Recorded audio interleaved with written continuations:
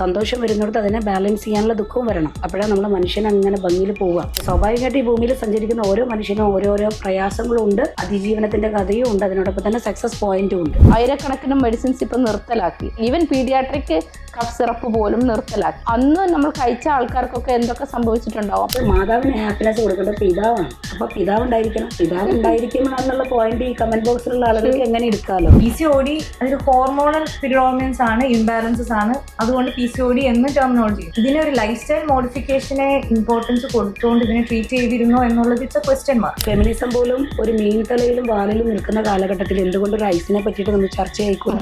Modern മെഡിസിനിലെ ചില ആളുകൾ they are trying to inject we are privileged people.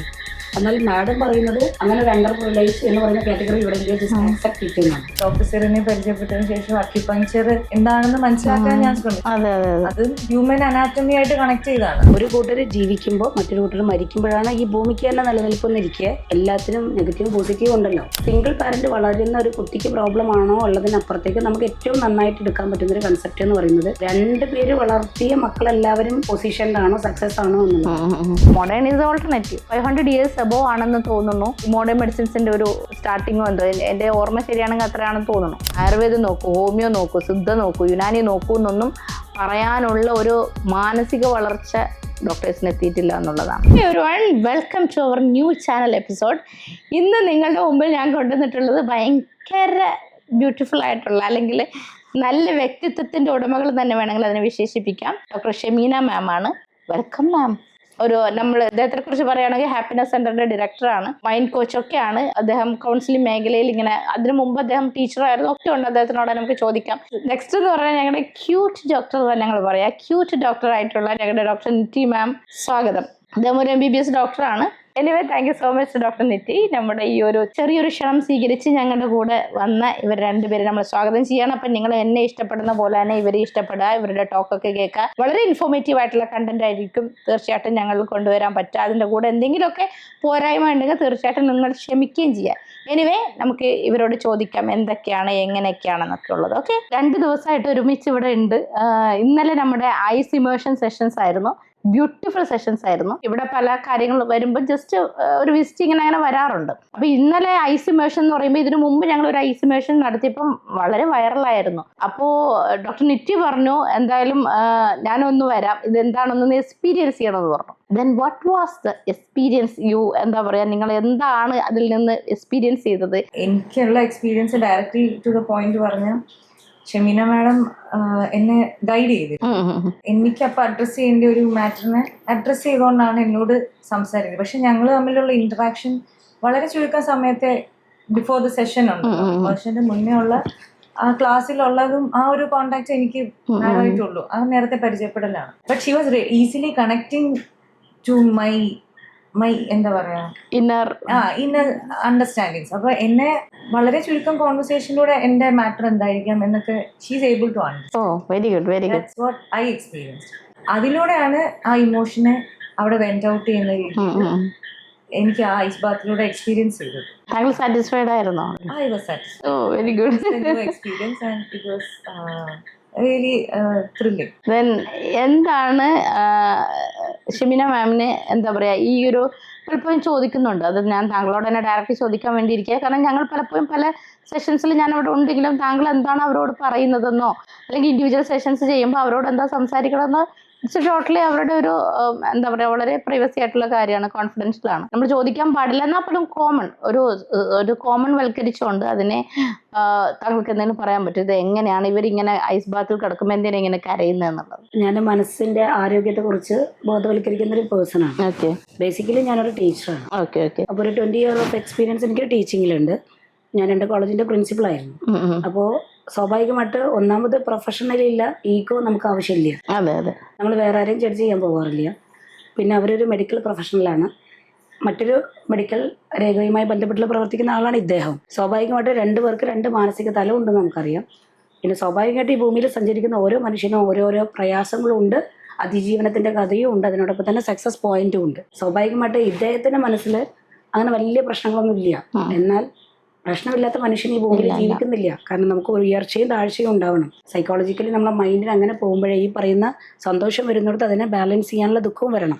അപ്പോഴാണ് നമ്മുടെ മനുഷ്യൻ അങ്ങനെ ഭംഗിയിൽ പോവുക. അപ്പോൾ ആ ഒരു മനസ്സിൻ്റെ സൈക്കോളജി എനിക്കറിയാം. അതുകൊണ്ട് തന്നെ ഞങ്ങൾ തമ്മിലുള്ള ബന്ധം ഒരു ഐസിലിറങ്ങിയ ബന്ധമാണ്. ഒരു കോൾഡ് റിലേഷൻഷിപ്പ്. അദ്ദേഹത്തിന് ഞാനൊരു സൈക്കോളജിസ്റ്റ് ആണെന്നുള്ളത് അംഗീകരിക്കാനുള്ളൊരു മനസ്സുണ്ട്. അദ്ദേഹത്തിന് MBBS ഡിഗ്രിക്ക് അദ്ദേഹം കണക്കാത്ത ഒരു വാല്യൂ ഉണ്ട്. കണക്കാക്കാത്ത വാല്യൂ എന്ന് പറയുന്ന, ഈ മനുഷ്യരെല്ലാം ജീവിക്കുന്ന ഭൂമിയിൽ ഞാനൊരു MBBS ഡോക്ടറാണ്, ഇതിനേക്കാൾ വാല്യൂ ഉള്ള പല മെഡിക്കൽ സയൻസസും ഇവിടെ ഉണ്ട്, വലിയ വലിയ റിസർച്ചേഴ്സിനെ കാണുന്ന ഒരു വ്യക്തിനെ സംബന്ധിച്ചോളം ഞാൻ ചെറുതാണെന്നുള്ളൊരു ബോധം, അദ്ദേഹം ചെറുതായതുകൊണ്ടല്ല, അദ്ദേഹത്തിന് മറ്റുള്ളവരെ അംഗീകരിക്കാനുള്ള ബോധമുള്ളത് കൊണ്ടാണ്. സ്വാഭാവികമായിട്ട് നമുക്ക് ഈസിലി കണക്ട് ചെയ്യാൻ പറ്റും. കാരണം ഞാൻ പറയുന്ന പോയിന്റിൽ ഇതിനെ കണക്ട് ചെയ്യുന്നതെന്ന് വെച്ചാൽ അതിൽ എനിക്ക് കിട്ടുന്ന ഗുണത്തെയാണ് ഞാൻ കാണുന്നത്. നേരെ മറിച്ച് ഒരു ഐസിൽ ഇറങ്ങുന്ന സമയത്ത് അതിനെ നെഗറ്റീവ് കൊണ്ട് ഇറങ്ങുന്നതിന് പകരം ഒരു ഐസിലിറങ്ങിയ ബന്ധം, അല്ലെങ്കിൽ കുറെ ഫ്ലവറൊക്കെ ഇട്ട് ഒരു തണുത്ത വെള്ളത്തിൽ കുറച്ച് നേരം ഇറങ്ങുമ്പോൾ കുറച്ച് ആളുകളൊക്കെ നോക്കി നിൽക്കുന്ന, എക്സ്പീരിയൻസ് ചെയ്യാൻ വരുന്നത്, അത് ആ ഭംഗിയിൽ കാണുമ്പോൾ ആ ഐസിന് വളരെ മനോഹരമായിട്ടുള്ളൊരു ഐസിന്റെ സിറ്റുവേഷൻ ഉണ്ട്. മേ ബി ഇവർ പല രാജ്യങ്ങളിൽ പോയിട്ടുള്ള ഒരാളാണ്, ഐസ് കാണാത്ത ഒരാളല്ല. പക്ഷെ ആ ഐസിന്റെ ഭംഗി, ഐസ് എങ്ങനെ ഉണ്ട് എന്നുള്ളത് എടുക്കുന്നത്. അതിനോടൊപ്പം തന്നെ ഒരു മെഡിക്കൽ ഡോക്ടർ എന്ത് ചെയ്യും, ഇത് ആകെ ശ്രദ്ധിക്കേണ്ടത് നമ്മൾ ഈ എടുക്കുന്ന ഐസ് ക്വാളിറ്റി ഉള്ളതാണോ. അത് ഓൾറെഡി നിങ്ങൾ അതവിടെ പറഞ്ഞു കഴിഞ്ഞു, എന്താ പേടിക്കാൻ. പിന്നെ നമ്മൾ കുറെ ഡോക്ടേഴ്സ് ചുറ്റുവട്ടത്തുണ്ട്. എൻ്റെ ധൈര്യം എന്ന് പറയുന്നത്, ഞാനൊരു സെഷനിൽ പോകുമ്പോൾ എൻ്റെ ധൈര്യം കുറെ ഡോക്ടേഴ്സ് ചുറ്റുപാടുണ്ട് എന്നുള്ളത്. ഞാനൊരു മാനസിക ആരോഗ്യക്കുറവിനെയാണ്, മാനസിക രോഗത്തെ ചികിത്സിക്കുന്ന ഒരാളല്ല. സ്വാഭാവികമായിട്ട് നിങ്ങളുടെ മാനസിക ഘടനയിൽ അപ്പുറത്തേക്ക് ശാരീരിക ഘടനയുടെ പ്രാധാന്യം അറിയിക്കുന്ന ആളുകൾ അവിടെ ഉണ്ടായിരിക്കണം, അസസ് ചെയ്യാൻ.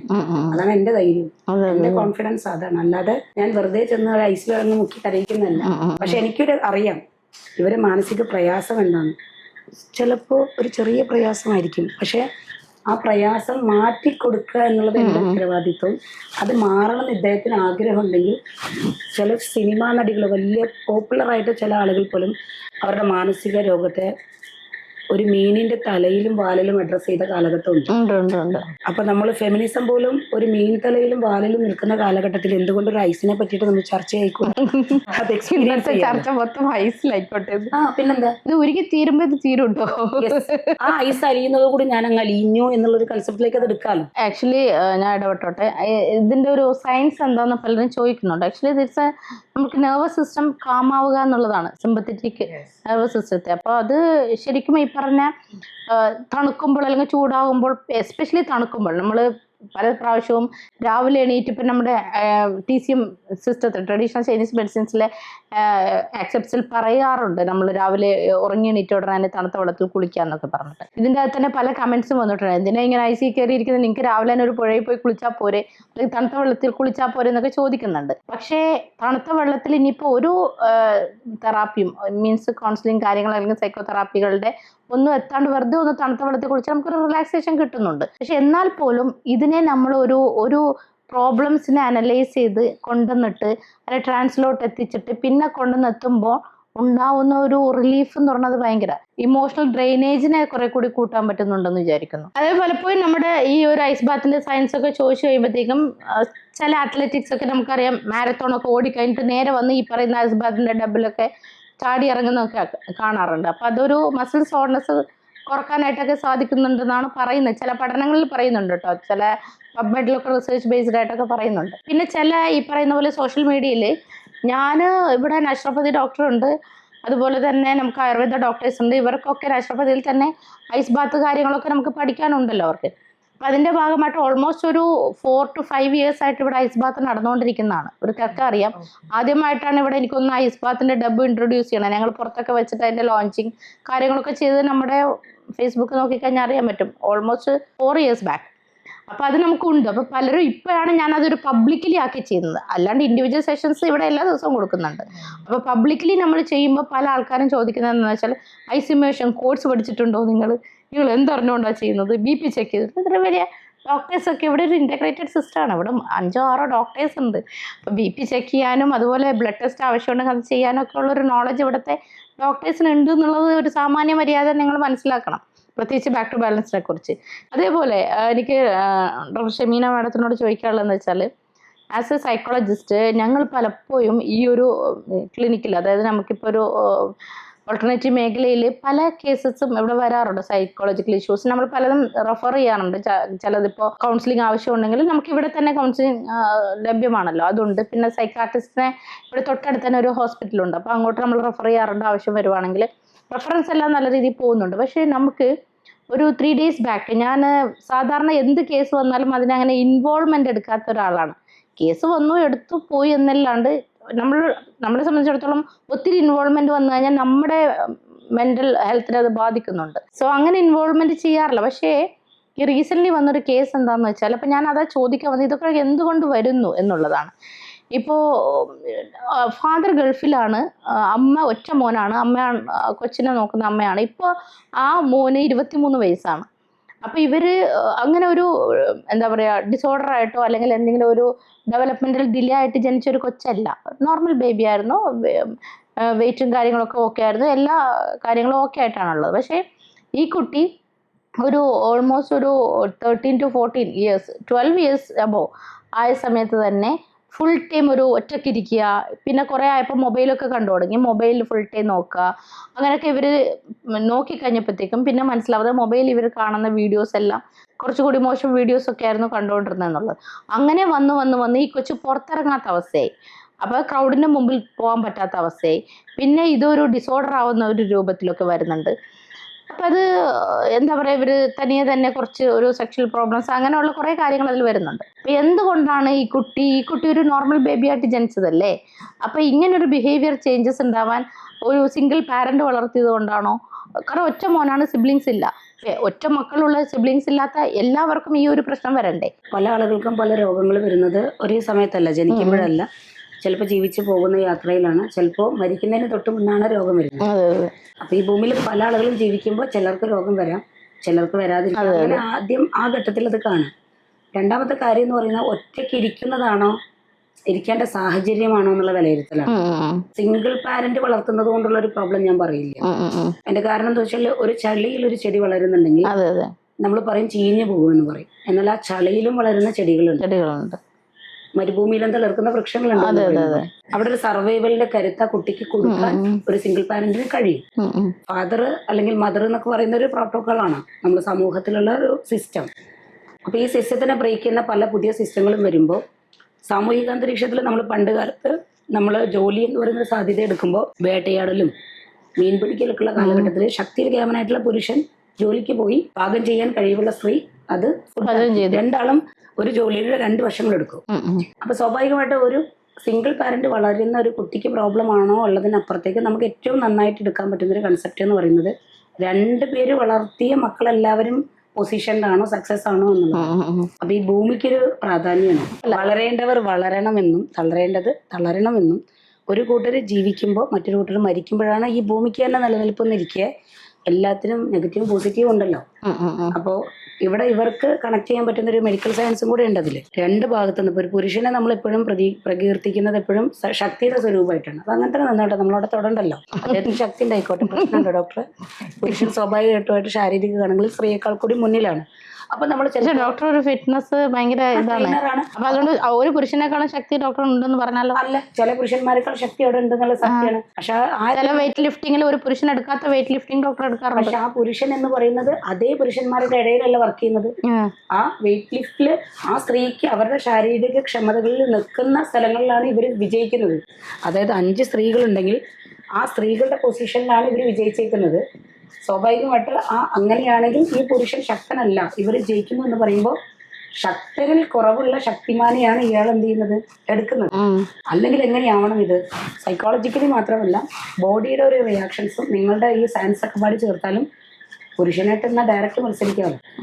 അവിടെ സ്ത്രീക്ക് ഒരു കാറ്റഗറിയും പുരുഷന് വെയിറ്റ് ലിഫ്റ്റിങ്ങിന് മറ്റൊരു കാറ്റഗറിയും വെക്കണ്ട. ഇവിടെ എടുക്കുന്ന ബോഡി വെയിറ്റ് മാത്രമല്ല, നമ്മൾ പൊന്തിക്കുന്ന വെയിറ്റ് നമ്മൾ നല്ല ഡിഫറൻസ് ഉണ്ട്. അതായത് പുരുഷനടങ്ങുന്ന ഇങ്ങനെ കൊടുക്കുന്ന ഒരു വെയിറ്റ് അല്ല ഇവരെടുക്കുന്ന വെയിറ്റ്. അപ്പം ഞാൻ പറയുന്നത് ഇത് ഈ തരത്തിൽ നമ്മൾ കാണുമ്പോൾ സ്വാഭാവികമായിട്ട് ഈ പുരുഷന്റെ ശക്തി വേണമെങ്കിൽ എടുക്കുക. ഇനി നിർബന്ധമില്ലേ, ശക്തിയില്ലാത്ത കുറേ പുരുഷന്മാരെ നമ്മൾ കണ്ടിട്ടുണ്ട്. ഇനി ശക്തിയുള്ള പുരുഷന്മാരെ കാണും, എന്നാൽ വളരെ ശക്തിയുള്ള സ്ത്രീകളെ നമ്മൾ കാണുന്നു. ഞാൻ എപ്പോഴും ഫെമിനിസത്തെ കാണുന്നൊരു കാഴ്ചപ്പാടും കൂടി ഉണ്ട് അവിടെ. ഡോക്ടറെ, ഇപ്പോൾ 10 കുട്ടികളെ വളർത്തുന്ന ഒരു അമ്മേനെ സംബന്ധിച്ചോളം അവർക്ക് എഡ്യൂക്കേഷൻ ഒന്നുമില്ല, അവർ MBBS എടുത്തതല്ല, അല്ലെങ്കിൽ പ്രസവ ചികിത്സയുമായിട്ട് ഇവർക്ക് യാതൊരു ബന്ധമില്ല. പക്ഷേ അവർക്ക് പ്രാക്ടിക്കൽ എക്സ്പീരിയൻസ് ഉണ്ട് ഈ പ്രസവത്തിൽ. സ്വാഭാവികമായിട്ട് ഈ ന്യൂ ജനറേഷൻ ആയിട്ടുള്ള കുറച്ച് ആളുകൾ കുറേ ക്വാളിഫിക്കേഷനൊക്കെ ഉണ്ടാവാം. മേ ബി ഈ 10 ആളുടെ പ്രാക്ടിക്കൽ എക്സ്പീരിയൻസ് അവരില്ലെങ്കിൽ സ്വാഭാവികമായിട്ട് അവരുടെ എഡ്യൂക്കേഷൻ എന്ന് പറയുന്നതും ഇവരുടെ എഡ്യൂക്കേഷൻ ഇല്ലായ്മയും ഈ ഒരു അളവുകോൽ നിൽക്കുമ്പോൾ സക്സസ് ഈ ലേഡിയായിരിക്കും അല്ലേ. അപ്പോൾ അവിടെ എന്താണ് പ്രാക്ടിക്കൽ എക്സ്പീരിയൻസ് ആണ്, പ്രാക്ടിക്കൽ എക്സ്പീരിയൻസ്. അപ്പോൾ ഈ പറയുന്ന കാര്യം തന്നെയാണ് നമ്മളൊരു കുട്ടീനെ എന്ത് എക്സ്പീരിയൻസ് ചെയ്ത് വളർത്തുന്നു എന്നുള്ളതാണ്. ലൈഫ് എക്സ്പീരിയൻസ് കൊടുക്കുക, റിയാലിറ്റി ബോധം ഉണ്ടാക്കി കൊടുക്കുക. അമ്മ എങ്ങനെയാണ് വളർത്തുന്നത്, അപ്പം അമ്മയ്ക്ക് അമ്മയും അച്ഛനാവാൻ കഴിയുന്നുണ്ടെങ്കിൽ പ്രശ്നമില്ല. ഇനി 2 പേരുണ്ടെങ്കിലും ഇതൊന്നുമില്ലാതെ വളരുന്ന കുട്ടികളെ ഭൂമിയാണിത്.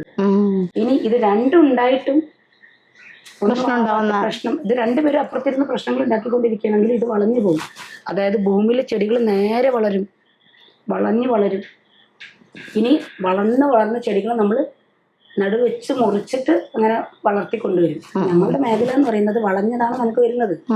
സ്വാഭാവികമായിട്ട് ഇത് വളർച്ച എവിടെയാണ്, വളർന്നത് എവിടെ നിന്നാണെന്ന് നോക്കുന്നതിനപ്പുറം അവിടെ വെട്ടി മാറ്റി പുതിയത് തളർപ്പിക്കാൻ പറ്റുമോ നോക്കിയാൽ മതി.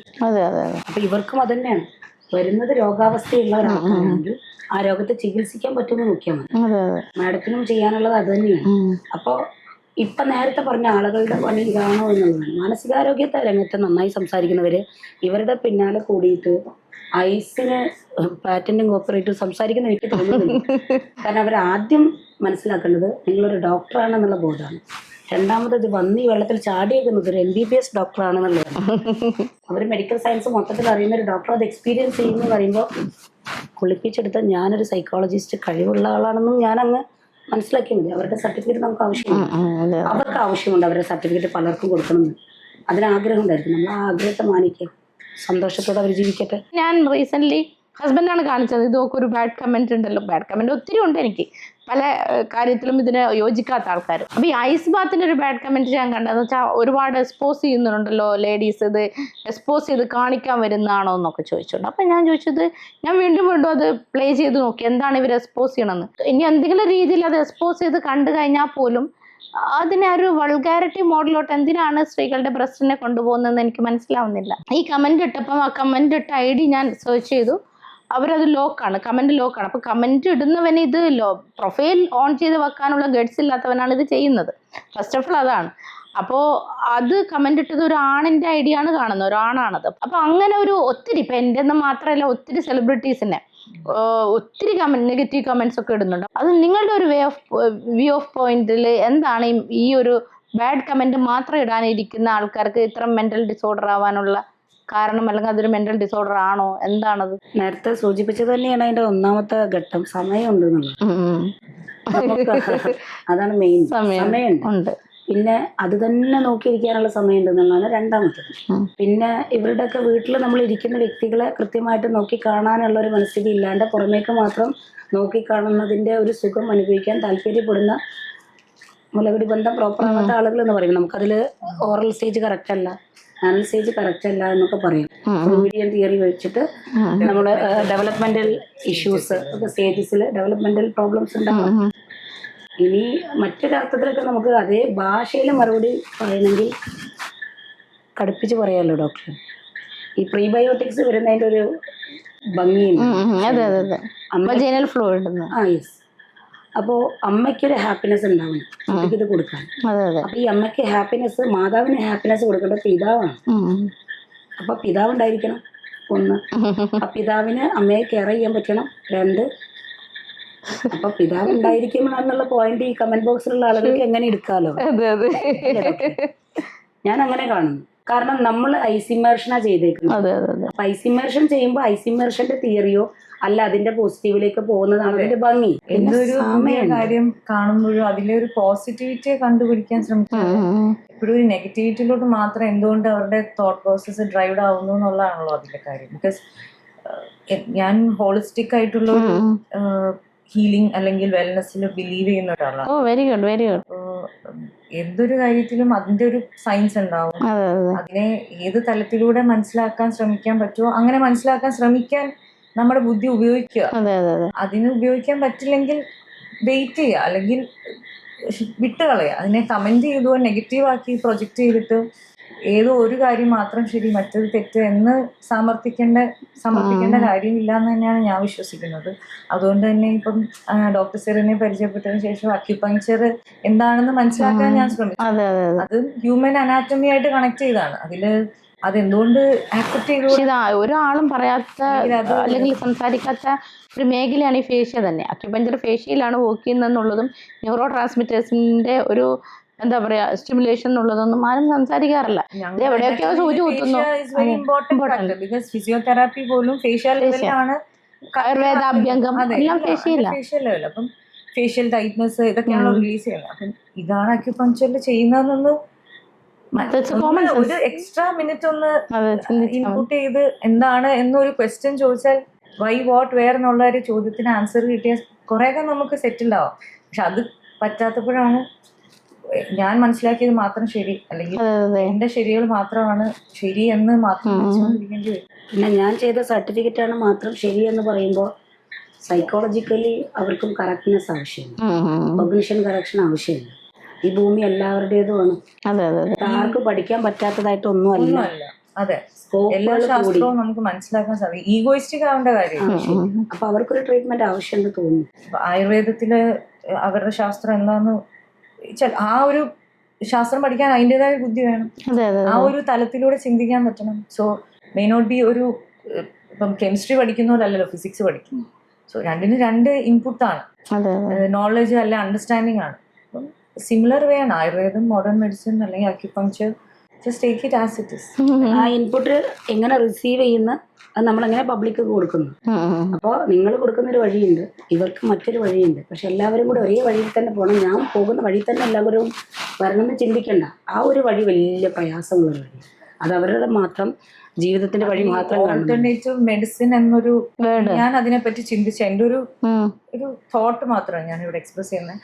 ഒരു മെഡിസിൻ അല്ലെങ്കിൽ നമ്മളൊരു രോഗാവസ്ഥ, പിന്നെ ക്യൂർ, അതാണ് അതിന്റെ മെഡിസിൻ അല്ലേ. എല്ലാവർക്കും ഹീലിംഗ് ആണ് വേണ്ടത്, അല്ല അത് ക്യൂർ ആവുക, ഹീൽ ആവുക, അതാണല്ലോ എല്ലാവരും ആഗ്രഹിക്കുന്ന ഒരു കാര്യം. അപ്പൊ ആ ഹീലിംഗ് കിട്ടുന്നു, ക്യൂർ കിട്ടുന്നു, അതല്ല അതിന്റെ മെഡിസിൻ. അപ്പം അത് പൂർണ്ണമായി കൊടുക്കാൻ പറ്റാത്തത് എന്തും ഒരു ഓൾട്ടർനേറ്റീവ് അപ്രോച്ച് അല്ലേ.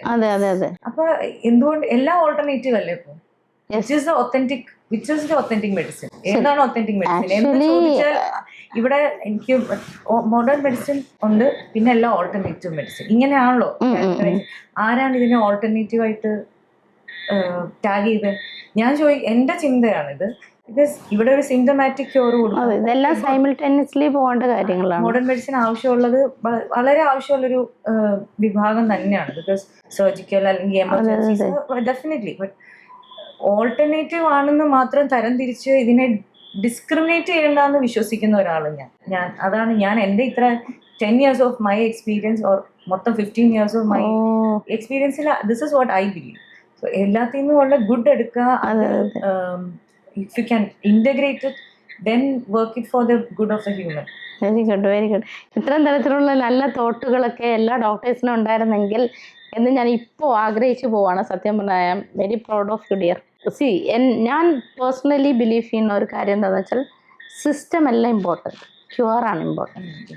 സിസ്റ്റം കാരണം നമ്മൾ ഒരു മനുഷ്യന്മാരാണ് ട്രീറ്റ് ചെയ്യണത്. ഏതൊരു സഹജീവിയാണ് സഹജീവികളോട് കരുണ കാണിക്കുക എന്നുള്ളതുണ്ട്. മാത്രമല്ല നമ്മളെല്ലാം ഒരു സാമൂഹ്യ ജീവിയാണ്, സോഷ്യൽ ആനിമൽസ് ആണ്. അപ്പോൾ ഈ ഏത് ജീവിയാണെങ്കിലും മനുഷ്യനാണെങ്കിലും ശരി അവർക്ക് നല്ലത് കൊടുക്കുക എന്നുള്ളതാണ്. നമ്മളെ സംബന്ധിച്ചിടത്തോളം ഒരു രോഗി നമ്മളുടെ അടുത്ത് വരുമ്പോൾ ഒരിക്കലും ഞാൻ വാശി പിടിക്കുന്നില്ല ഇതിൽ കൂടെ തന്നെ ക്യൂർ ആയേ പറ്റുള്ളൂ എന്ന് ഞാൻ വാശി പിടിക്കുന്നില്ല. പ്രത്യേകിച്ച് ഇതിന് ഓൾട്ടർനേറ്റീവ് എന്നുള്ളൊരു വേർഡ് തന്നെ ഒരു 500 years above ആണെന്ന് തോന്നുന്നു. ഓൾമോസ്റ്റ് ഒരു ഈ മോഡേൺ മെഡിസിൻസിൻ്റെ ഒരു സ്റ്റാർട്ടിങ്ങോ എന്തോ എൻ്റെ ഓർമ്മ ശരിയാണെങ്കിൽ അത്രയാണെന്ന് തോന്നുന്നു.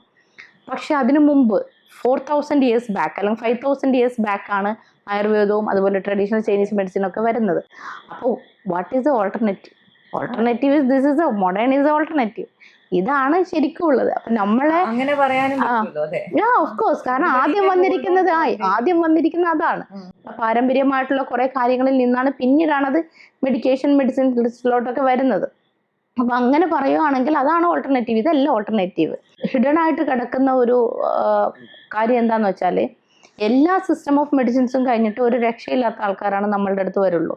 എന്നിട്ട് നമുക്കത് തന്നെ ബാലൻസ് ചെയ്യാൻ പറ്റുന്നുണ്ടോ, മാനേജ് ചെയ്യാൻ പറ്റുന്നുണ്ടോ, ക്യൂർ ചെയ്യാൻ പറ്റുന്നുണ്ടോ എന്നുള്ളത് നമ്മൾ ഓരോ കേസ് നോക്കി കണ്ട് മനസ്സിലാക്കിയാണ് ചെയ്യുന്നത്.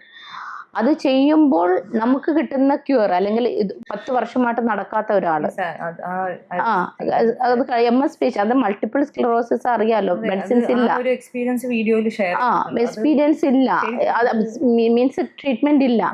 അപ്പൊ ഒരു സിസ്റ്റം ഓഫ് മെഡിസിൻസിൽ ട്രീറ്റ്മെന്റ് ഇല്ല എന്ന് പറഞ്ഞാൽ ദാറ്റ് മീൻസ് ഒന്നിനും ട്രീറ്റ്മെന്റ് ഇല്ല എന്നല്ല. ഒന്നിലില്ലെങ്കിൽ മറ്റൊന്നിൽ ഉണ്ടായേക്കാം. അപ്പൊ അത് നിങ്ങൾ ഇതിലൊന്ന് ട്രൈ ചെയ്ത് നോക്കൂ, അല്ലെങ്കിൽ നിങ്ങൾ ഫിസിയോതെറാപ്പി ചെയ്ത് നോക്കൂ, അല്ലെങ്കിൽ നിങ്ങൾ ട്രഡീഷണൽ ചൈനീസ് മെഡിസിൻ എടുക്കൂ, ആയുർവേദം നോക്കൂ, ഹോമിയോ നോക്കൂ, സിദ്ധ നോക്കൂ, യുനാനി നോക്കൂ എന്നൊന്നും പറയാനുള്ള ഒരു മാനസിക വളർച്ച ഡോക്ടേഴ്സിന് എത്തിയിട്ടില്ല എന്നുള്ളതാണ്. പൂർണ്ണമായിട്ട് നമ്മൾ മനസ്സിലാക്കേണ്ടത് സിസ്റ്റം അല്ല ഇമ്പോർട്ടൻ്റ്, ക്യൂർ ആണെന്നുള്ളതാണ്. നമ്മളെ സംബന്ധിച്ചിടത്തോളം നമ്മൾ മാനേജ് ചെയ്യുന്ന, ഇപ്പം ഞാൻ ഒരു പ്രാവശ്യം ഇന്നലെ സൈക്കോളജിയുടെ ഒരു ക്ലാസ് കാര്യങ്ങളൊക്കെ മാഡം കൈകാര്യം ചെയ്തപ്പോൾ ഞാൻ തമാശ രൂപത്തിൽ പറഞ്ഞതല്ല, അവിടെ ഒരു സംഭവിച്ച കാര്യം. അത് കൗൺസിലിംഗ് ചെയ്താൽ കുട്ടികൾ ഉണ്ടാവും എന്ന് ചോദിച്ചു ഞാൻ. കുട്ടികളുണ്ടാവും. നമ്മൾ പറയും ബയോളജിക്കലി പ്രോസസ്സിങ് ഒന്നും ചെയ്യാണ്ട് ഒരു വെറും കൗൺസിലിംഗ് ചെയ്താൽ കുട്ടികൾ ഉണ്ടാവും എന്നുള്ളതല്ല. കാരണം നമ്മൾ കൗൺസിലിംഗ് ചെയ്ത കുട്ടി ഉണ്ടായ ചരിത്രമുണ്ടെന്ന്.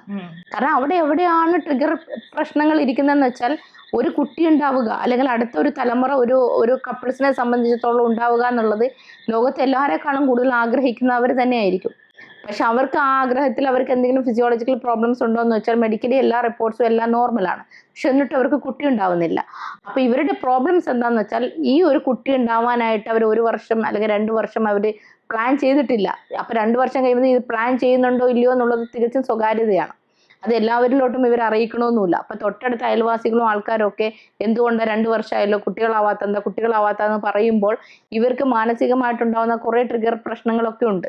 അപ്പൊ ഇതിനെ നമ്മൾ എന്താ പറയാ ബാലൻസ് ചെയ്യാനായിട്ട് ഒരു കൗൺസിലിംഗ് സെഷൻസ് അല്ലെങ്കിൽ ഒന്നിൽ കൂടുതൽ, അല്ലെങ്കിൽ അവരെന്താണോ പറഞ്ഞത് ആ കൗൺസിലിംഗ് സെഷൻസ് കൊണ്ട് തീരാവുന്ന പ്രശ്നമേ ഉള്ളൂ. ഈ സമയത്ത് ഇവരുടെ ഇറഗുലർ പീരീഡ്സോ അല്ലെങ്കിൽ ഈ പറയുന്ന സ്പേമിന്റെ മോർട്ടാലിറ്റിയോ അല്ലെങ്കിൽ എഗ്ഗിന്റെ ക്വാളിറ്റിയിലോ ഒക്കെ വ്യതിയാനം വരുന്ന, AMHന്റെ പ്രശ്നങ്ങളൊക്കെ വ്യതിയാനം വരാനായിട്ട് ഈ മാനസിക പ്രശ്നങ്ങൾ ഒരു കാരണമാവുന്നുണ്ട്. അതെ, ആ സമയത്ത് അവരുടെ സ്ട്രെസ് ഫാക്ടർ, ചിലപ്പോൾ സ്ട്രെസ് കാരണം പീരിയഡ്സ് ഡേറ്റ് പോലും, പിന്നെ തീർച്ചയായിട്ടും ഓവർ ബ്ലീഡിങ് വരാൻ, തീരെ വരാണ്ടിരിക്കാം. ഈ ഒരു കാര്യത്തിലും സ്ട്രെസ് എത്രത്തോളം റെലവെന്റ് ആണെന്നുള്ളത് നമ്മൾ മനസ്സിലാക്കണമല്ലോ.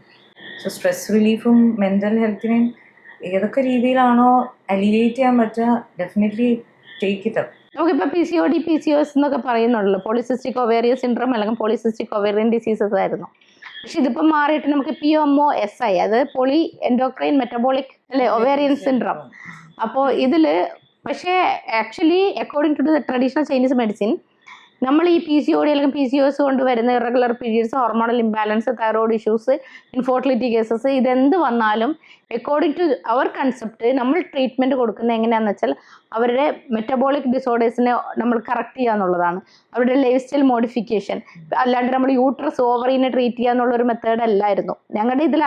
അല്ലായിരുന്നു എന്നല്ല, ഇപ്പോഴും അല്ല. അപ്പോൾ ഈ റീസെൻ്റ്ലി സ്റ്റഡീസിൽ ഇങ്ങനെ കണ്ടപ്പോൾ ഞാൻ ഭയങ്കര പ്രൗഡായി. കാരണം നമ്മൾ കൊടുത്ത ട്രീറ്റ്മെൻറ്റ് റൈറ്റ് വേ ആയിരുന്നു അന്നും ഇന്നും എന്നും. കാരണം നമ്മൾ അങ്ങനെയാണ് കൊടുക്കുന്നത്. അതായത് ഇപ്പം എന്താ പറയുക, മെറ്റബോളിക് എൻഡോക്രൈൻ ഇത് രണ്ടിനും നമുക്ക് വരുന്നുണ്ട്. അപ്പം ഇത് രണ്ടും വരുമ്പോൾ ഈ പറയുന്ന മുടി കൊഴിച്ചിൽ, ആക്നെ, അതേപോലെ തന്നെ gastric problems, heart issues, palpitation, ഇതൊക്കെ വരുമ്പോൾ ഇതുമായിട്ട് കണക്ട് ചെയ്യുവാണ്. അപ്പോൾ അത് ഡോക്ടറിൻ്റെ ആസ്പെക്ട്സിൽ എന്താണ് ഇപ്പോൾ ഈ പറഞ്ഞ പോലെ PCOD അല്ലെങ്കിൽ PCOS അല്ലാണ്ട് PMOS വരുമ്പം ലൈഫ് സ്റ്റൈൽ മോഡിഫിക്കേഷനും അല്ലെങ്കിൽ എക്സസൈസ് കാര്യങ്ങൾ, ഫുഡ് ഇപ്പോൾ പറഞ്ഞ പ്രോട്ടീൻ അടങ്ങിയ ഫുഡ് കഴിക്കണം എന്നൊക്കെ പറയുന്നുണ്ട്. അതിനോട് താങ്കൾ യോജിക്കുന്നുണ്ട്? ഡെഫിനറ്റ്ലി. അതായത് പഠിക്കുന്ന കാലഘട്ടത്തിൽ PCOSും PCODയും എന്നും പറഞ്ഞും ആ ടെർമിനോളജീസ് നമ്മൾ മറിയും മറിച്ച് യൂസ് ചെയ്തിട്ടുണ്ട്. അണ്ടർസ്റ്റാൻഡിങ്, അപ്പം സ്കാൻ റിസൾട്ടില് ഓവറി സിസ്റ്റ് കാണുന്നു, ഇങ്ങനെയൊക്കെ കുറച്ച് ഫീച്ചേഴ്സ് വെച്ചിട്ടാണ് നമ്മൾ മനസ്സിലായത്. പക്ഷെ അപ്പോഴും ഓക്കെ, ട്രീറ്റ്മെന്റ് മെത്തഡോളജി ഞാൻ ഇപ്പോഴും ഓർക്കുന്നുണ്ട്. എൻ്റെ ഗൈനക്കോളജി ടെക്സ്റ്റ് ബുക്സിൽ വായിച്ചതിൽ ഈ മിക്കവർക്കും ഈ ഹോർമോണൽ സൈക്കിൾ ഇറഗുലാരിറ്റീസ് ഒക്കെ വരുന്നു, ആക്നേസ് വരുന്നു. അപ്പം ഞാൻ മനസ്സിലാക്കിയ അന്ന് ഞാൻ കണ്ട ഒരു സ്റ്റേറ്റ്മെന്റ് ഇപ്പോഴും ഞാൻ ഓർക്കുന്നുണ്ട്. Life style modification is one of the, അതിലെ ഒരു ട്രീറ്റ്മെന്റ് ഒരു പോയിന്റ് ആയിട്ട് മെൻഷൻ ചെയ്തിരുന്നു. അപ്പോൾ അത് ഞാൻ അന്ന് എൻ്റെ മനസ്സിൽ ഞാൻ ഹോൾഡ് ചെയ്തൊരു ലേണിംഗ് ആണ്. പിന്നീട് അങ്ങോട്ടേക്ക് നോക്കുമ്പോൾ ഞാൻ ഗൂഗിളിലാണ് സെർച്ച് ചെയ്തപ്പോൾ ഹൈപ്പർ ഇൻസുലിനീമിയ എന്നൊരു വാക്ക് കാണാം. അതെ അതെ അതെ ഇൻസുലിൻ എനിക്ക് റെസിസ്റ്റൻസ്. ഇതിന്റെ ഒരു കറക്റ്റ് റൂട്ട് മനസ്സിലാവുന്നില്ലായിരുന്നു. ബട്ട് PCOS PCOD എന്ന രണ്ട് രീതിയിലും വാക്കുകൾ മാറി മറിച്ച് യൂസ് ചെയ്തു. അപ്പൊ ചിലപ്പോൾ ഹോർമോണൽ കറക്ഷൻസ് OCPs കൊടുക്കാറുണ്ട്, അല്ലെങ്കിൽ അപ്പോഴും ലൈഫ് സ്റ്റൈൽ മോഡിഫിക്കേഷനെ വളരെയധികം പ്രയോറിറ്റി കൊടുക്കുന്നതായിട്ട് ഞാൻ കണ്ടിരുന്നില്ല. ഞാനത് എന്റെ ലൈഫിൽ ഫോളോ ചെയ്യാൻ ശ്രമിച്ചിരുന്നു. ഇപ്പൊ എനിക്ക് മനസ്സിലായ ഒരു കാര്യം, PCOS പറയുന്നത് സിൻഡ്രോം ആയിട്ടും ഒരു കളക്റ്റീവ് സിംറ്റംസ് കാണിക്കും. അതിലൊരു മെറ്റബോളിക് ഒറിജിൻ ആയിട്ടാണ് കാണിക്കുന്നത്. അതിൽ ലൈഫ് സ്റ്റൈൽ ചേഞ്ചസിലൂടെ വരുന്ന ഒരു കളക്റ്റീവ് സിംറ്റംസ്. PCOD അതൊരു ഹോർമോണൽ പിരിഡോമിനൻസ് ആണ്, ഇംബാലൻസസ് ആണ്, അതുകൊണ്ട് PCOD എന്ന് ടെർമിനോളജി ചെയ്യുന്നു. പക്ഷെ ഇതിനൊരു ലൈഫ് സ്റ്റൈൽ മോഡിഫിക്കേഷനെ ഇമ്പോർട്ടൻസ് കൊടുത്തുകൊണ്ട് ഇതിനെ ട്രീറ്റ് ചെയ്തിരുന്നോ എന്നുള്ളത് it's a question mark. As you said, when patients approached you are treating in that ആസ്പെക്റ്റിലൂടെ. ഇന്ന് ഇതിനെ ഒരു മെറ്റബോളിക്കും അല്ലെങ്കിൽ ഹോർമോണൽ, എൻഡോക്രൈൻ ഇങ്ങനെ ഒന്നുമല്ല കാറ്റഗറൈസ് ചെയ്യുന്നത്. ഇതെല്ലാം ഒരുമിച്ച് വേണമെന്ന് മനസ്സിലാക്കിയത് കൊണ്ടും ഇന്ന് എമേർജ് ചെയ്യുന്ന ഒരു ഫങ്ഷണൽ മെഡിസിൻ എന്നൊരു സെഗ്മെന്റ് അല്ലെങ്കിൽ ഒരു സ്ട്രീം ഓഫ് മെഡിസിൻ ഉണ്ട്. അതില് ഇതിനെ ഓൾ ടുഗെദർ ആണ് അപ്രോച്ച് ചെയ്യുന്നത്. So you have to have a metabolic correction. അതിന് ലൈഫ് സ്റ്റൈൽ ചേഞ്ചസ് ഉണ്ട്, അല്ലെങ്കിൽ ഒബീസിറ്റി കറക്ഷൻ. ഇതിലൂടെ വരുന്ന എൻഡോക്രൈൻ അബ്നോർമാലിറ്റീസ് അല്ലെങ്കിൽ എൻഡോക്രൈൻ റിലേറ്റഡ് ആയിട്ടുള്ള ഹോർമോണൽ ഇംബാലൻസ്, അങ്ങനെയാണ് ഹോർമോണൽ ഇംബാലൻസ് വരുന്നത്. ചിലപ്പോൾ അത് ഓവറി എഫക്ട് ചെയ്യുന്നു. ഈവൻ തൈറോയിഡ് ഇതിനകത്ത് ഇൻവോൾവ് ആണ്. അപ്പൊ മൾട്ടിപ്പിൾ ഗ്ലാൻഡ്, അത് even pancreas involve. Hyper insulin, അത് ഇൻസുലിൻ റെസിസ്റ്റൻസ് എന്തുകൊണ്ട് വരുന്നു? ഇതുപോലെ ഒരുപാട് ഫാക്ടേഴ്സ് ഇൻവോൾവ് ചെയ്യുന്നതുകൊണ്ട് അതിന്റെ പേര് ഇനി മാറ്റാതെ പറ്റില്ല എന്ന് തീരുമാനിച്ചിട്ടാവും PMOS എന്ന്. അപ്പൊ നേരത്തെ ആക്നി വരുന്നു, ആക്നി ട്രീറ്റ് ചെയ്യുന്നു, അല്ലെ ഹിർസൂട്ടിസം അല്ലെ അതുണ്ട്, അതിന് ഓക്കെ ലേസർ തെറാപ്പി. റൂട്ടിൽ എവിടെയാണ് ഇഷ്യൂ എന്നുള്ളത് ഐഡന്റിഫൈ ചെയ്യുന്നില്ലായിരുന്നു. അല്ലെങ്കിൽ അവർ എക്സസൈസിനെ പ്രൊമോട്ട് ചെയ്ത് ഒരു എക്സസൈസ് ഉള്ള ലൈഫ് സ്റ്റൈല്, ഡയറ്റ്, അതില് ന്യൂട്രീഷന്റെ റെലവൻസ്,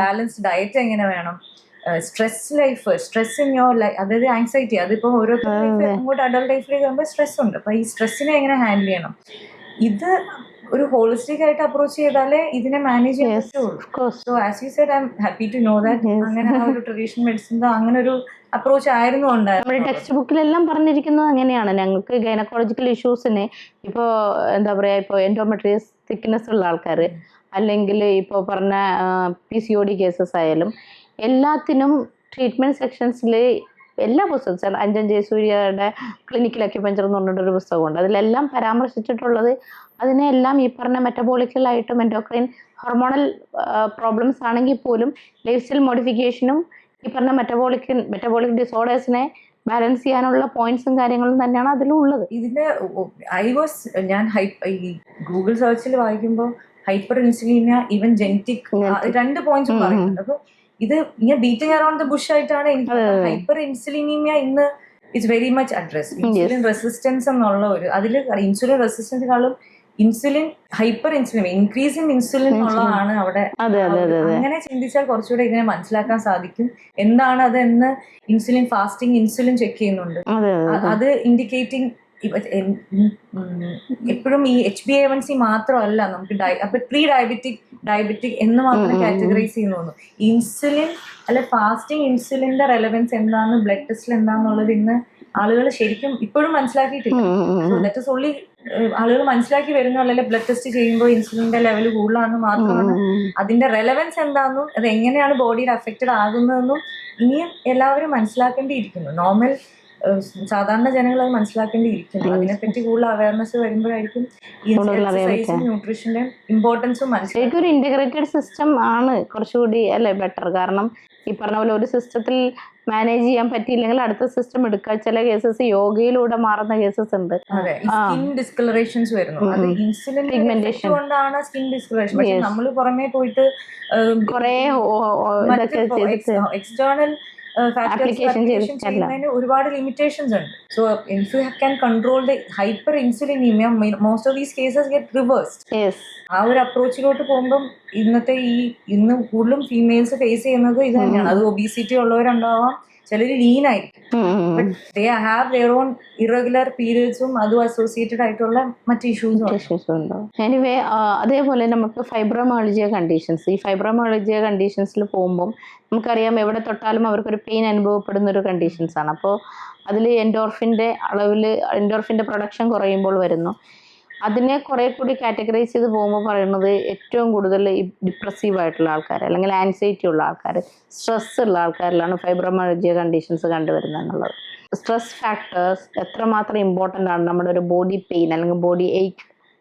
സ്ട്രെസ് വരുമ്പോൾ നമ്മുടെ മസിൽസ് സ്പാസത്തിലോട്ട് പോകുന്ന ഒരു അതെ നമുക്ക് അതുകൊണ്ട് ഈ ട്രപ്പീസിയസ് ഒക്കെ കൂടുതൽ എല്ലാവർക്കും ഹെവിനെസ്, ഹെഡിലെ ഹെവിനെസ് അല്ലെങ്കിൽ കഴുത്തിലെ ഹെവിനെസ്, സെർവിക്കൽ ഇതെല്ലാം സ്ട്രെസ്സുമായിട്ട് കോർ മസിൽസിനെ ഭയങ്കരമായിട്ട് സ്ട്രെയിൻ ഉണ്ടാക്കുന്നുണ്ട്. അത് ഞാൻ എനിക്ക് വേറൊരു കാര്യം, നമ്മൾ ഈ സ്ട്രെസ് കൂടുമ്പോൾ ഈവൻ നമ്മുടെ ഓക്സിപിറ്റൽ ഫ്രോണ്ടൽ സ്ട്രെസ്സിൽ അവിടെ എന്ത് പറ്റുന്ന വെച്ചാൽ സർക്കുലേഷൻ കുറയും, ബ്ലഡ് ഫ്ലോ കുറയുന്നു. ബ്ലഡ് ഫ്ലോ വേണമല്ലോ നമ്മുടെ സ്കാൽപ്പിലോട്ട്, ഈ ഹെയർ ടു ഗ്രോ, അല്ലെങ്കിൽ അവിടുത്തെ ഓക്സിജൻ വേണം, ന്യൂട്രീഷൻ വേണം.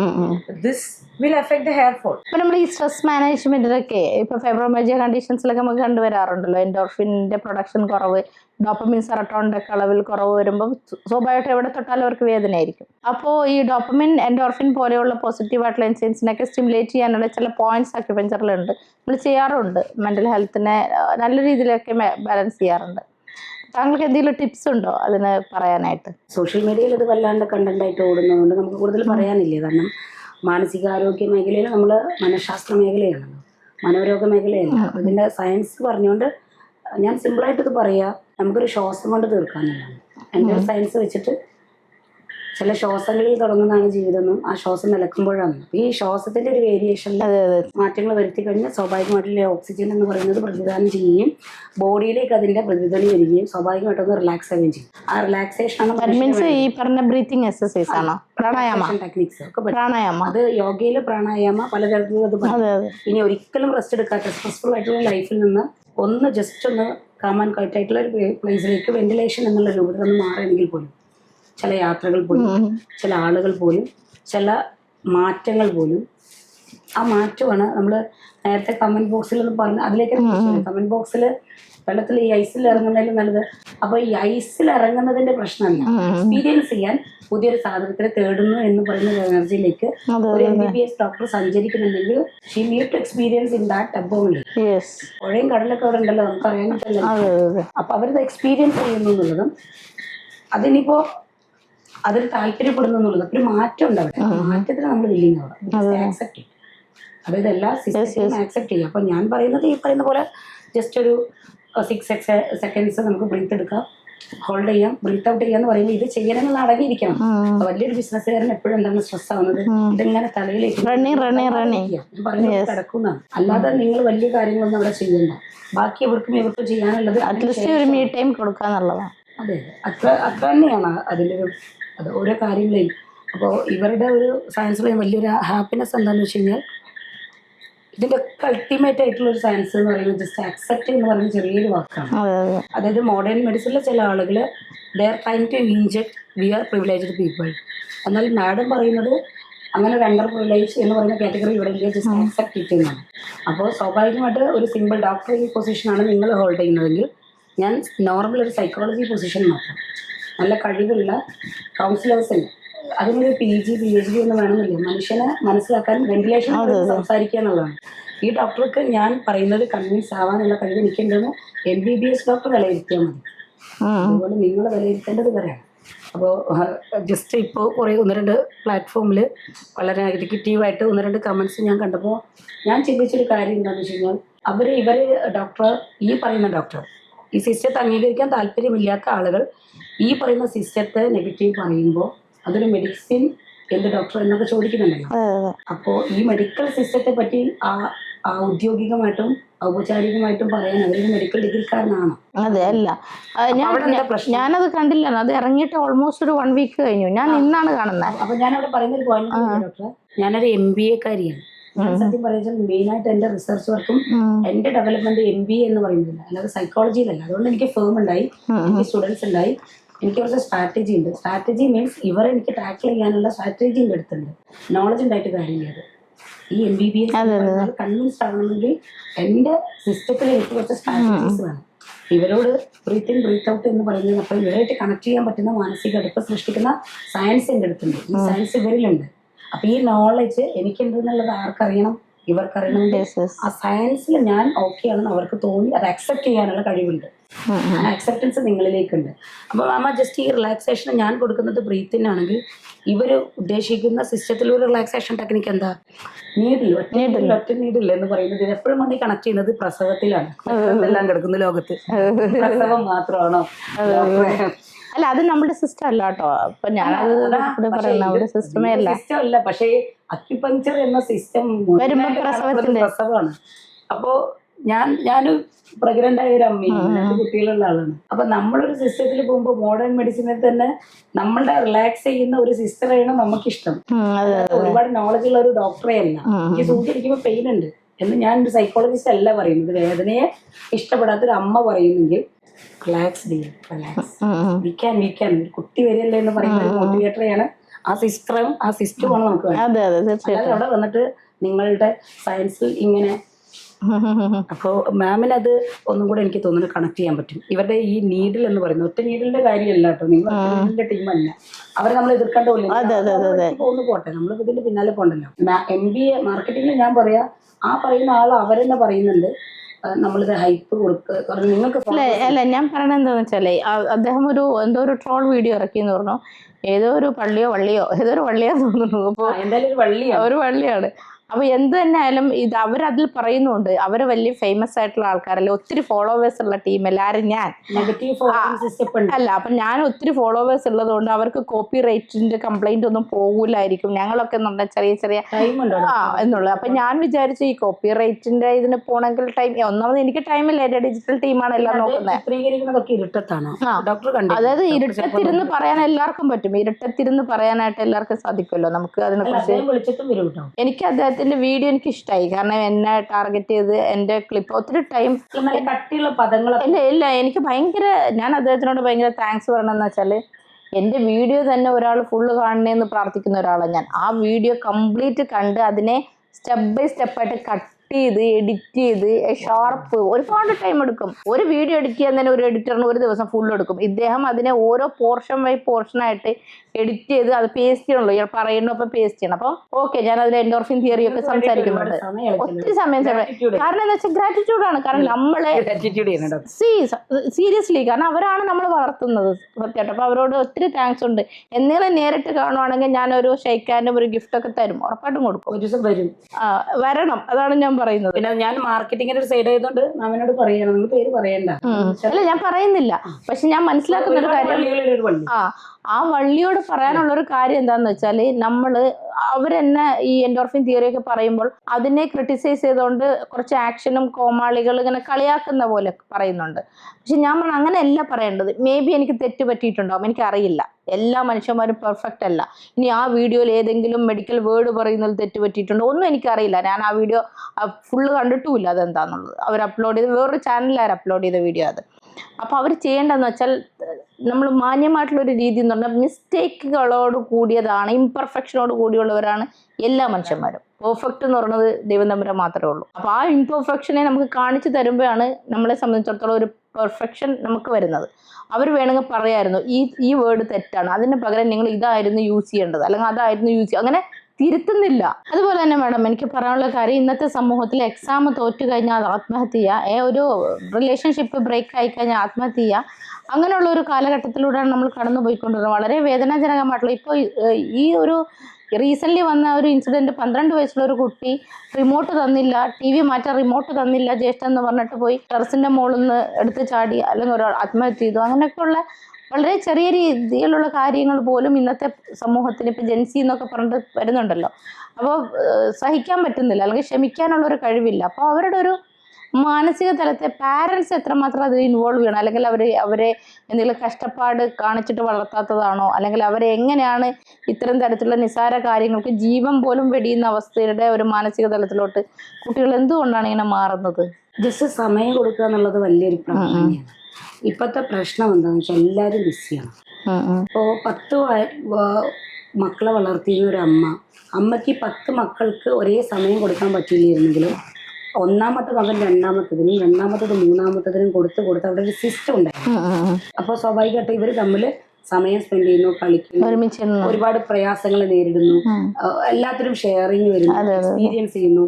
ചിലപ്പോൾ തർക്കങ്ങൾ വരുന്നു, അത് സോൾവൻസ് വരുന്നു, വലിയ ആൾ വന്ന് സോൾവ് ചെയ്യുന്നു, ചിലപ്പോൾ ചെറുതിനെ അങ്ങനൊരു സിസ്റ്റം ഉണ്ട് അവിടെ. നമ്മളെല്ലാം അതായത് കരുത്തുകൾ, അത് ചില മരങ്ങൾക്ക് ഈ പറയുന്ന വെള്ളം നിലവിൽ താഴെ തന്നെ ഒഴിക്കണമെന്നില്ല, അമ്മ തന്നെ നേരിട്ട് ഒഴിക്കണമെന്നില്ല. പക്ഷെ ആ സിസ്റ്റത്തിൽ എല്ലാ വേരുകളും ചേർന്നിട്ട് അതിലേക്ക് എന്ത് ചെയ്യാൻ മതി, വെള്ളം കൊടുത്താൽ മതി. പക്ഷെ ഇപ്പോഴത്തെ മെയിൻ പ്രോബ്ലം എന്ന് വെച്ചാൽ നമ്മൾ സൈക്കോളജിയുടെ ഏത് സിദ്ധാന്ത പ്രകാരം പോവുകയാണെങ്കിൽ നമ്മൾ ഒരു ഡീറ്റെയിൽ, അതായത് പണ്ട് കാലത്തെ നമ്മൾ പറയുന്നുണ്ടല്ലോ, അവിടെ അവർക്ക് ശക്തി വേണ്ട ഒരു സമൂഹം രൂപപ്പെടുന്നില്ല എന്നതാണ്. ഒരു കുടുംബത്തിന്റെ കൺസെപ്റ്റ് എന്ന് പറയുന്നത് നമ്മൾ സിംഗിളിലേക്ക് ചുരുങ്ങുമ്പോൾ നമ്മളായിട്ട് മാത്രം, രക്ഷിതാവ് എന്ന് പറയുന്നത് അച്ഛനും അമ്മയും കുട്ടിയും മാത്രമാകുന്ന സമയത്ത് അവർക്ക് കൂടുതൽ ന്യൂക്ലിയർ ഫാമിലി. അപ്പൊ അവിടെ ന്യൂക്ലിയർ ഫാമിലി തെറ്റൊന്നുമല്ല, കാരണം ന്യൂക്ലിയർ ഫാമിലി, പക്ഷെ ആ സിസ്റ്റം നമുക്ക് കൊണ്ടുപോകാൻ കഴിയണം. അതായത് ഇവർക്ക് കൊടുക്കാൻ കഴിയണമല്ല, ആ ആരോഗ്യം കൊടുക്കാൻ കഴിയണം. ഒരു കുട്ടി മരിക്കും എന്ന് പറയുമ്പോൾ രക്ഷിതാക്കൾ അറിഞ്ഞുകൊണ്ടല്ല ഇത്, പക്ഷെങ്കിൽ ഈ മരിക്കാൻ പോകുന്ന സമയം അത്രയും സ്റ്റെപ്പുകൾ കയറി ഒരു കുട്ടി പോകുന്നുണ്ടെങ്കിൽ അവനൊരു മാനസിക പ്രയാസത്തിലാണെന്നുള്ള ബോധ്യവും അവനെയും മനസ്സിലാക്കാനുള്ള കഴിവ് രക്ഷിതാവ് ആർജിച്ചെടുക്കണം. അതായത് എൻ്റെ കുട്ടി അത്ര കണ്ട് മാനസികാരോഗ്യമില്ല എന്നുള്ള ബോധ്യം എനിക്കുണ്ടാവുമ്പോൾ നമുക്കവിടെ കുറച്ചും കൂടെയൊക്കെ എന്ത് ചെയ്യാൻ പറ്റും, വർക്ക് ചെയ്യാൻ പറ്റും. പറഞ്ഞുകൊണ്ടല്ല ആത്മഹത്യ ചെയ്യാൻ പോവുക. പക്ഷെങ്കിൽ ജീവിതത്തിൽ എപ്പോഴെങ്കിലൊക്കെ ഈ കുട്ടിയിൽ ഇത്തരത്തിലുള്ള ഒരു നിർബന്ധ ബുദ്ധിയോ അല്ലെങ്കിൽ നമുക്ക് ഷാഠ്യം എന്ന് പറയാം, കുറുമ്പെന്നും മനോഹരമായിട്ട് പറയും. ഇത് കാണുമ്പോൾ നമ്മൾ എന്ത് ചെയ്യുക, ജസ്റ്റ് ഒരു കൗൺസിലിങ്ങിലേക്ക് പോകാമെന്ന് പറയും. അത് കൗൺസിലിംഗ് എന്ന് പറയുന്നത് വലിയൊരു സാധ്യതയായിട്ടല്ല. കാരണം ഞാൻ പറഞ്ഞല്ലോ, പ്രാക്ടിക്കൽ എക്സ്പീരിയൻസ് ചെയ്ത് വരുന്ന എക്സ്പീരിയൻസ് അവനില്ലെങ്കിൽ അവൻ ടീച്ച് ചെയ്യാനുള്ള ആളുകൾ വേണം. അപ്പൊ എല്ലാ പാരന്റിനും എന്താവാൻ പറ്റില്ല, സൈക്കോളജിസ്റ്റ് ആവാൻ പറ്റില്ല. പക്ഷെ ഇത് എക്സ്പീരിയൻസ് ചെയ്ത് വന്ന ഒരു അമ്മയ്ക്ക് ഞാൻ പറഞ്ഞല്ലോ, അവർക്ക് ആ എക്സ്പീരിയൻസ് ഒന്ന് ഒരു സൈക്കോളജിസ്റ്റ് ആവാൻ പറ്റാറുണ്ട്. അപ്പോൾ കുട്ടികൾ എക്സ്പീരിയൻസ് ചെയ്ത് അത് വെച്ചിട്ട് അടിച്ചു വളർത്തണം, അതൊന്നും അവരെ മനസ്സിലാക്കാൻ പറ്റണം. അതിനുള്ള സമയം നമ്മൾ എടുക്കണം. അവിടെ മനസ്സിലാക്കാൻ പറ്റാത്തൊരു സിസ്റ്റം വരുന്നുണ്ടെങ്കിൽ just take A consult psychologist or any type of, നമുക്ക് ഒരുപാട് അവൈലബിലിറ്റി ഉണ്ട്. കൗൺസിലറെ കാണാമല്ലോ, ചെയ്യാമെന്നുള്ളൂ. ഡോക്ടർ നിറ്റി മാഡം, കാരണം നമ്മളോട് എന്താ പറയുക, ഇത്രയും നല്ല സ്വീറ്റ് ആയിട്ടല്ലേ, നല്ല രീതിയിൽ സ്വീറ്റ് ആയിട്ട് തന്നെ സംസാരിച്ചു. കാര്യം എൻ്റെ ഒരു സുഹൃത്താണ്. പലപ്പോഴും ഞങ്ങൾ പല സമയത്തും പല എന്താ പറയുക, ചായ കുടി ബന്ധം എന്നൊക്കെ പറയുന്ന പോലെ ഞങ്ങൾക്ക് തോന്നുന്ന സമയത്ത് ഞങ്ങൾ ഇടയ്ക്ക് ഇറങ്ങി പോവുക, ചായ കുടിക്കുക, അല്ലെങ്കിൽ ഒരു ഡിന്നർ കഴിക്കുക, അങ്ങനെയൊക്കെ ഉള്ളൊരു രീതിയിൽ ഇരിക്കുമ്പോൾ ഞങ്ങൾ പലപ്പോഴും പല കാര്യങ്ങളും ഇങ്ങനെ സംസാരിക്കാറുള്ള കാര്യമാണ്. അപ്പം ഞങ്ങൾ സംസാരിക്കുന്നതും അതിനെ പെയിൻറ്റിങ് ചെയ്യുന്നതും ഒരേ രീതിയിലാണ്. ഹ്യൂമാനിറ്റിക് നമ്മൾ കൺസിഡർ ചെയ്യുക എന്നുള്ളതാണ്. ഇപ്പം നമ്മുടെ ജനറൽ ഹോസ്പിറ്റൽ, എറണാകുളം ജനറൽ ഹോസ്പിറ്റലിൻ്റെ ഫ്രണ്ടിൽ വെച്ചിട്ട് ഒരു ഒരു വയോധികൻ പുഴുവരിച്ച് കിടക്കുന്നത് കണ്ടു. ഇത് മെഡിക്കൽ ജനറൽ ഹോസ്പിറ്റലിൻ്റെ മുമ്പിലാണ് അരിക്കുന്നത് കണ്ടിട്ട്, അത് ഒരു സ്ട്രെച്ചറിൽ വന്നിട്ട് കുറേ ആൾക്കാർ അതിൽ കയറ്റിക്കൊണ്ട് ഹോസ്പിറ്റലിൽ കൊണ്ടുപോകുന്നു എന്നുള്ളൊരവസ്ഥ. പുഴുവരിക്കുന്നതിന് ശേഷം പുഴുവരിച്ച് കിടക്കും, അവിടെ മരിച്ചിട്ടില്ല. അതൊക്കെ കാണുമ്പോൾ നമുക്ക് ഭയങ്കര ഒരു വിഷമമുണ്ട്. കാരണം എന്താണെന്ന് വെച്ചാൽ നമ്മൾ മനസ്സിലാക്കേണ്ടത്, ഈ പറയുന്ന എല്ലാ മെഡിക്കൽ സിസ്റ്റവും ഈ ഈഗോയുടെ പുറകെ ഓടി ഞാനാണ് വലുത്, എൻ്റെ സിസ്റ്റമാണ് വലുത്, അത് തെറ്റ്, അത് മിത്താണ്, പ്ലാസിബോ എഫക്റ്റാണ്, this is the right way. ഇത്രയും കാലം നമ്മൾ പല ചുമയുടെ മരുന്ന് അത് ഇതെന്നൊക്കെ പറഞ്ഞ മെഡിസിൻസ് ഒറ്റ അടിക്ക് ഏകദേശം എത്രയോ ആയിരക്കണക്കിന് മെഡിസിൻസ് ഇപ്പം നിർത്തലാക്കി. അപ്പോൾ അന്ന് കഴിച്ച കുട്ടികളുടെയൊക്കെ അവസ്ഥ, ഈവൻ പീഡിയാട്രിക് കഫ് സിറപ്പ് പോലും നിർത്തലാക്കി. അപ്പോൾ അന്ന് നമ്മൾ കഴിച്ച ആൾക്കാർക്കൊക്കെ എന്തൊക്കെ സംഭവിച്ചിട്ടുണ്ടാവും. അപ്പോൾ എന്തുകൊണ്ടാണ് നിർത്തലാക്കിയെന്ന് വെച്ചാൽ ആ കമ്പനി അല്ലെങ്കിൽ ആ ഒരു കെമിക്കൽ കണ്ടന്റ് കറക്റ്റ് അല്ലായിരുന്നു എന്നുള്ളതാണ് പറയുന്നത്. അപ്പോൾ അങ്ങനെയുള്ള കാലഘട്ടത്തിൽ നമ്മൾ ജീവിക്കുന്നു. നമ്മുടെ ഓൾട്ടർനേറ്റീവ് മെത്തേഡിൽ നിന്ന് നിങ്ങൾ വിളിക്കുന്ന ഞങ്ങളുടെ സിസ്റ്റത്തിനെയും അതിനും അതിൻ്റെതായിട്ടുള്ള പരിമിതികളുണ്ട്. അപ്പോൾ ദയവ് ചെയ്തിട്ട് എനിക്ക് പറയാനുള്ളത്, ഡോക്ടർ നെറ്റീനെ പോലെ ഉള്ള മാനസിക തലത്തിലോട്ട് ഉയരാൻ എല്ലാ ഡോക്ടേഴ്സിനും പറ്റണമെന്നുള്ളതാണ് എൻ്റെ ആഗ്രഹം. കാരണം നമ്മളെ സംബന്ധിച്ചിടത്തോളം ഇന്ന് അവർക്കാണെങ്കിൽ നാളെ നമുക്കും വരാം, എന്തെങ്കിലുമൊക്കെ പ്രോബ്ലംസ് ആർക്കും വരാം. നമ്മൾ എന്തിനാണ് ഈ ഷാഢ്യം പിടിക്കുന്നത്, എങ്ങോട്ടാണ് ഈ ഓട്ടം? നമ്മൾ മരിച്ചു കഴിഞ്ഞാൽ ഈ 3 കഷ്ണം തുണിക്ക് വേണ്ടി, വെള്ളത്തുണിക്ക് വേണ്ടിയുള്ള ഓട്ടത്തിലാണ് എല്ലാവരും തന്നെ, അല്ല എല്ലാവരും ആ ഓട്ടത്തിലാണ്. അല്ലാണ്ട് നമുക്ക് ഈ ലോകത്തിൽ നിന്ന് ഈവൻ നമ്മൾ ഒരു ചെറിയ സാധനം പോലും നമുക്ക് കൊണ്ടുപോകാനായിട്ട് സാധ്യമല്ല. അപ്പം ചുരുങ്ങിയ ഒരു കാലയളവിലാണ് നമ്മുടെ ലൈഫ് സ്പാൻ പോകുന്നതും. ഇപ്പോൾ ഒരു 60-70 തീർന്നും പോകുന്നുണ്ട്. അപ്പോൾ കൂടുതലുണ്ടെങ്കിൽ തന്നെ. അപ്പം ഞാൻ പറയുന്നത് നമ്മൾ ഹ്യൂമാനിറ്റേറിയൻ കൺസിഡറേഷൻ കൊടുക്കുക, എല്ലാ സിസ്റ്റത്തിനും റെസ്പെക്ട് ചെയ്യുക.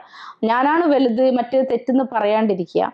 ഇനി തെറ്റുണ്ടെങ്കിൽ പറയണം, പറയാണ്ടിരിക്കരുതല്ല, പറയണം. തീർച്ചയായിട്ടും ഒരു ഓൾട്ടർനേറ്റീവ് മെത്തേഡിലോ മോഡേൺ മെഡിസിൻസിലോ തെറ്റുണ്ടെങ്കിൽ ആ തെറ്റിനെ തിരുത്താൻ ശ്രമിക്കുക. ഇനി നമുക്കൊരു ഗവൺമെൻറ് ബേസിൽ പോയി അല്ലെങ്കിൽ ഒരു എന്താ പറയുക സെൻട്രൽ ഗവൺമെൻറ് രീതിയിൽ പോയിട്ട് അതിനെ ഗ്ലോബൽ രീതിയിൽ തിരുത്തേണ്ട ഒരു തെറ്റാണെങ്കിൽ അത് നമ്മൾ ശ്രമിക്കണം. നമ്മൾ അവർക്ക് മെയിൽ ചെയ്യുക, അല്ലെങ്കിൽ നമുക്ക് എന്താ പറയുക ആരോഗ്യവകുപ്പ് മന്ത്രിയെ നമ്മൾ കാണുക, നിവേദനം കൊടുക്കുക, ഇങ്ങനെയൊക്കെയാണ് ചെയ്യേണ്ടത്. അല്ലാണ്ട് സോഷ്യൽ മീഡിയയിൽ ഇരുന്നുകൊണ്ട് അവർ ചെയ്യുന്നത് ഫ്ലോപ്പ്, അത് ഫേക്കാണ്, അവർ എന്താ പറയുക വ്യാജമാണ്, ഇതാണ് ശരി, ഇന്നൊന്നുമില്ല.